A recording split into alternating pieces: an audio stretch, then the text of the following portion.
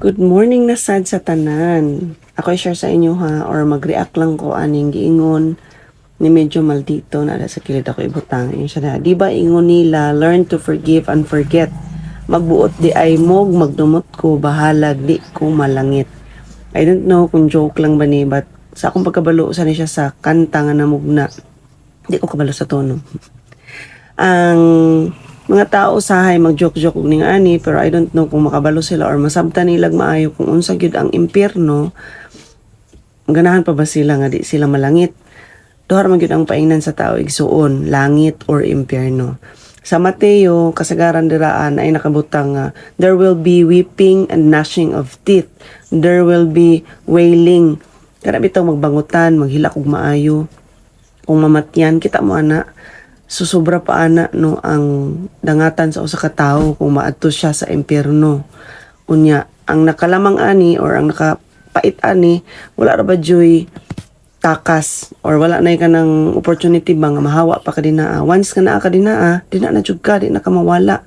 So, tanaw lang yun ang ipang post na kung verse, pwede nyo ni-post, unya inyong basahon. Unya, inana ang dagway sa gitawag nga furnace, no? So, yung siya dara ba, naku isa ka verse nga basahon, yung siya na, and will cast them into the furnace of fire. There will be wailing and gnashing of teeth. Ang galing init kaayo, di ba, reklamo na ta kung mapaslot ta or maglakaw ta sa dalan, grabe ka igang, grabe ka init, grabe kay kapaso ang adlaw, sakit kay siya sa panit. Sakita na mag-itaan na, unsa na lang ka kung nataning furnace of fire. So, nagisgot man siya dara og dili siya mo forgive. Sa Mark 11:26, but if you do not forgive, neither will your Father in heaven forgive you for your trespasses. So kung dili ta mo pasaylo sa atong isig ka tao, dili sa ta pasayloon sa atong buhi nga Dios. Kinsa ra gud ta no para dili magpasaylo.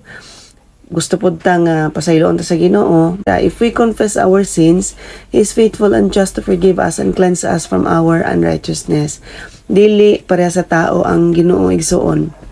Kung makasala ta, ang tao usahay magpaigot-igot pag Ginoo, di gyud mo pasaylo. Pero kung sa Ginoo ta, mo direct ta mga itag pasaylo, mo kumpisal ta mga itag sorry, yaha daw tang pasayloon. So sa 1 John 2, ingon po siya dira, I write to you little children because your sins are forgiven you for His name's sake. Pasayloon yun ta sa Ginoo para sa iyang katuyuan o sa iyang kahimayaan. So nako'y testimony ani ba? At tinuod lang ako sad continue na to ha. Ato siyang tiwason.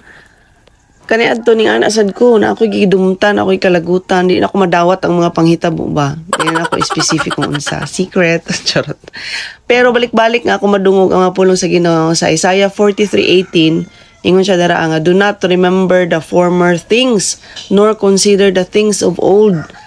Niya, ang sumpay anak ko atong tanawon, behold, I am making a new things. So daw pasabot, yung siya dara nga, kalimtan na daw kuno ang mga daan nga mga butang. Dili na daw kuno sige hinumduman, dili na sige balik-balikon. Believe it or not, dili siya sayon igsuon nga isa lang ka pamilok.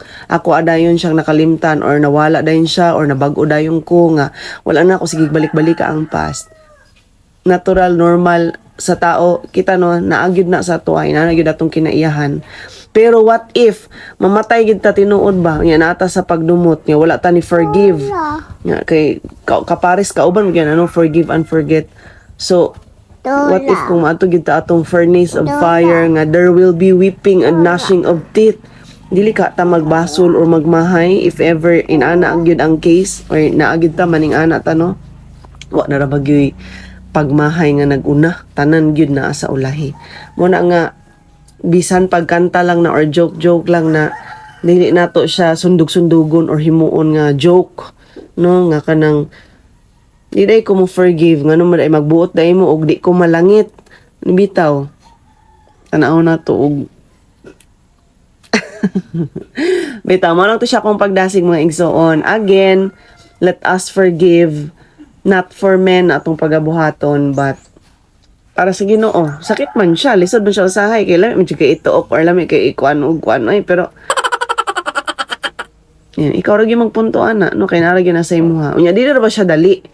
Mo na nga kinahanglan gini mo siya i-pray, kinahanglan mo siya i-confess sa imong baba nga I already forgave you. Hoy, gipasaylo na nako ni Ginoo, salamat, gipasaylo na nako si kuan tabangi ko, taboni ko si mga mili nga dugo kay kung ako lang di gyud ako kaya, Lord.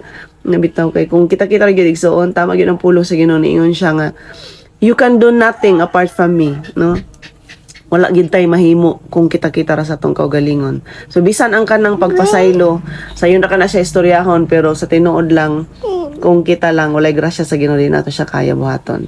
So I hope nga na po tayo nakatunan ini ang kabuntagon sa ato ang verse of the day. Good morning sa tanan.